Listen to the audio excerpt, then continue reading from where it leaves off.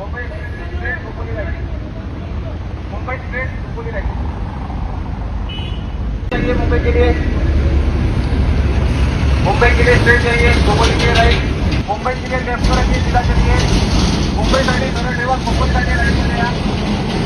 Mumbai straight Khopoli right, Mumbai straight गाड़ी मत रोकिए, खोपोली राइट है। मुंबई स्ट्रेट खोपोली।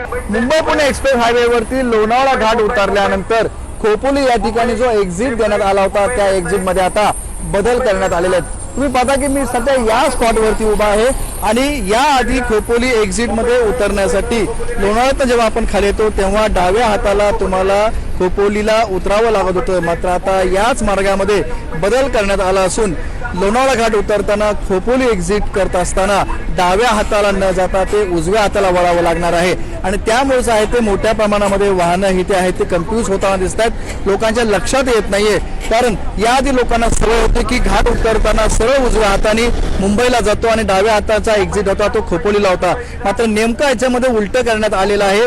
डाव्या हाताने तुम्ही उतरताना सरळ मुंबईच्या मार्गे हा नवीन मार्गिका तयार केले आणि याच नवीन मार्गिकेला जॉईन करत असताना साधारण 1 किलोमीटरची ही नवीन मार्गिका आहे आणि डाव्या हाताने उतरून थेट मुंबईला या ठिकाणी जाता येते आणि उजव्या हाताने खोपोलीला जावं लागते।